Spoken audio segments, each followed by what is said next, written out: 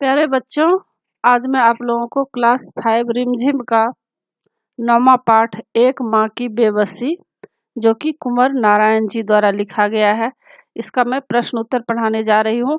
और इससे पहले बच्चों मैं क्लास 5 रिमझिम का सारा वीडियो बना चुकी हूँ। उसको देखने के लिए आप ऊपर दिए गए आई बटन पर क्लिक करके देख सकते हैं, या नीचे दिए गए डिस्क्रिप्शन बॉक्स में देख सकते हैं, या प्लेलिस्ट में जाकर देख सकते हैं। और बच्चों, आप मुझे इंस्टाग्राम, फेसबुक और ट्विटर पर भी फॉलो कर सकते हैं। तो पाठ शुरू करते हैं। पाठ का नाम है एक माँ की बेबसी। इसका प्रश्न उत्तर। पहला प्रश्न है, यह बच्चा कवि के पड़ोस में रहता था, फिर भी कविता अदृश्य पड़ोस से शुरू होती है। इसके कई अर्थ हो सकते हैं, जैसे क का कवि को मालूम नहीं था कि यह बच्चा ठीक ठीक किस घर में रहता था। ख का पड़ोस में रहने वाले बाकी बच्चे एक दूसरे से बातें करते थे, पर यह बच्चा बोल नहीं पाता था, इसलिए पड़ोसी होने के बावजूद वह दूसरे बच्चे के लिए अनजाना था। और इन दो में से कौन सा अर्थ तुम्हें ज़्यादा सही लगता है? क्या कोई और अर्थ भी हो सकता है? उत्तर, कवि को मालूम नहीं था कि यह बच्चा ठीक ठीक किस घर में रहता था। दूसरा प्रश्न है, अंदर की छटपटाहट उसकी आंखों में किस रूप में प्रकट होती थी? क चमक के रूप में, ख डर के रूप में, ग जल्दी घर लौटने के रूप में। तो उत्तर है ख डर के रूप में। तरह तरह की भावनाएं। प्रश्न संख्या 1, नीचे लिखी भावनाएं कब या कहाँ महसूस होती है? क छटपटाहट, अधीरता, इच्छा, संदेश। तो उत्तर देखिए है क का। छटपटाहट की भावना तब महसूस होती है जब हमारी इच्छा के अनुसार काम नहीं होता। ऊपर दिए गए तीनों अर्थों में से संदेश वाला अर्थ बच्चे पर लागू होता है। रतन बोलने में असमर्थ था, इसलिए तरह तरह के इशारों से वह बच्चों को अपनी बात समझाने की कोशिश करता था, परंतु बच्चे उसके इशारे समझ नहीं पाते थे।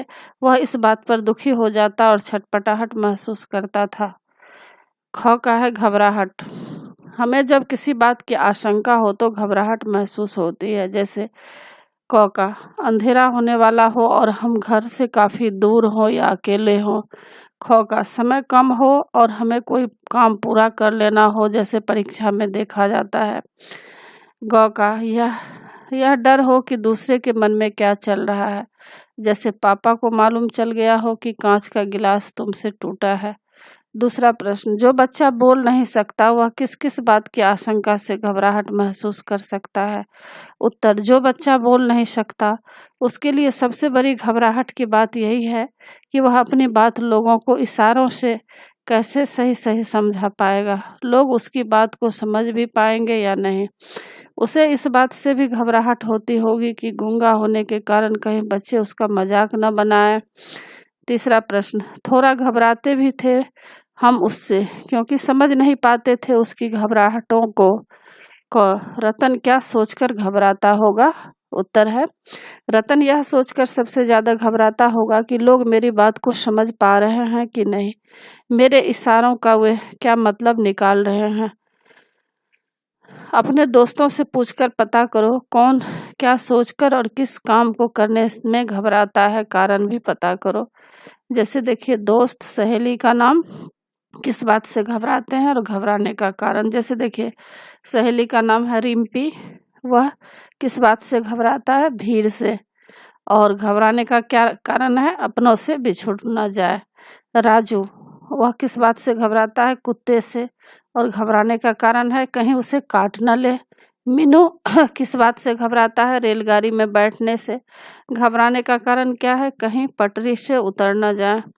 अरविंद किस बात से घबराता है? अस्पताल से। घबराने का कारण क्या है? कहीं डॉक्टर इंजेक्शन या सुई न लगा दें। भाषा के रंग। प्रश्न संख्या 1 है, कवि ने इस बच्चे को टूटे खिलौने की तरह बताया है। जब कोई खिलौना टूट जाता है तो वह उस तरह से काम नहीं कर पाता जिस तरह से पहले करता है। संदर्भ के अनुसार खाली स्थान भरो। उत्तर, खिलौना टूटने का कारण और नतीजा। देखिए, खिलौना है जैसे गाड़ी, टूटने का कारण क्या है? पहिया निकल जाने पर। और नतीजा क्या है? चल नहीं पाती है। तो गाड़ी का जब पहिया निकल जाता है तो क्या होता है, गाड़ी चल नहीं पाती है। गुड़िया, सीटी निकल जाने पर बज नहीं पाती है। गुड़िया क्यों नहीं बज पाती है, क्योंकि सीटी निकल गया है, इसलिए बज नहीं पाती है। गेंद, हवा निकल जाने पर उछल नहीं पाती। और जोकर, चाबी निकल जाने पर करतब नहीं दिखा पाता। दूसरा प्रश्न है, बेबस शब्द बे और वश को जोड़कर बना है। यहाँ बे का अर्थ बिना, नीचे दिए शब्दों में यही बे छिपा है। इस सूची में तुम और कितने जोड़ सकती हो? जैसे देखिए, उत्तर है बेजान, बेचैन, बेइज्जत, बेईमान, बेघर, बेअसर, बेरहम, बेसहारा, बेहिसाब, बेलगाम, बेकार, बेशर्म, बेजोर, बेशक। आगे देखिए, देखने के तरीके। प्रश्न संख्या 1 है, इस कविता में देखने से संबंधित कई शब्द आए हैं, ऐसे 6 शब्द छांट कर लिखो। उत्तर, अदृश्य, देखने में, इशारों में, आँखों में, निहारती, झलकती। दूसरा प्रश्न, माँ की आँखों में झलकती उसकी बेबसी। आँखें बहुत कुछ कहती है, वे तरह तरह के भाव लिए हुए होती हैं। नीचे ऐसी कुछ आँखों का वर्णन है, इनमें से कौन सी नज़रें तुम पहचानते हो? जैसे सहमी नज़रें, प्यार भरी नज़रें, क्रोध भरी नज़रें, उनिंदी आँखें, शरारती आँखें, डरावनी आँखें। उत्तर, मैं इन नज़रों को पहचानता हूँ, प्यार भरी नज़रें, क्रोध भरी आँखें, शरारती आँखें, डरावनी आँखें। नीचे आँखों से जुड़े कुछ मुहावरे दिए गए हैं, तुम इनका प्रयोग किन संदर्भों में करोगी? जैसे आँख दिखाना, यह मुहावरा है। नज़र चुराना, आँख का तारा, नजरें फेर लेना, आँख का पर्दा पड़ना, आँख पर पर्दा पड़ना। तो देखिए बच्चों, आँख दिखाना का मुहावरा में किस तरह से प्रयोग करेंगे सेंटेंस में। आँख दिखाना मुहावरा है, जैसे गुस्सा करने के अर्थ में। तो गृह कार्य मतलब घर का काम न करने पर शिक्षक ने रवि को आंखें दिखाई। नज़र चुराना, सामने पड़ने से कतराना। उधार लेने के बाद से ही शंकर मुझसे नजरें चुराने लगा है। आँख का तारा, बहुत प्यारा होना। श्री कृष्ण यशोदा जी की आँख के तारे थे। नजरें फेर लेना, बदल जाना, बुरा वक्त आते ही अपने भी नजरें फेर लेते हैं। आँख पर पर्दा पड़ना, अंधा विश्वास करना। रमा की आँखों पर पर्दा पड़ा हुआ है, इसलिए उसे अपने पति की कोई गलती दिखाई नहीं देती। माँ, याद आती रतन से अधिक उसकी माँ की आंखों में झलकती उसकी बेबसी। तो प्रश्न संख्या 1 देखिए, रतन की माँ की आंखों में किस तरह की बेबसी झलकती होगी? उत्तर, दूसरे बच्चों के समान अपनी बात न कह पाने में असमर्थ रतन को देखकर उसकी माँ की पीड़ा व बेबसी आंखों में झलकती होगी। दूसरा प्रश्न है, अपनी माँ के बारे में सोचते हुए नीचे लिखे वाक्यों को पूरा करो। उत्तर है क का, मेरी माँ बहुत खुश होती जब मैं कक्षा में प्रथम आता हूँ। ख, माँ मुझे इसलिए डांटती है क्योंकि वह मुझे मेरी गलती का एहसास करवाना चाहती है। ग, मेरी माँ चाहती है कि मैं अपने माता पिता व देश का नाम रोशन करूं। घ, माँ उस समय बहुत बेबस हो जाती हैं जब मैं बीमारी का शिकार होता हूँ। अंग, मैं चाहती या चाहता हूँ कि मेरी माँ हमेशा मेरे साथ रहे।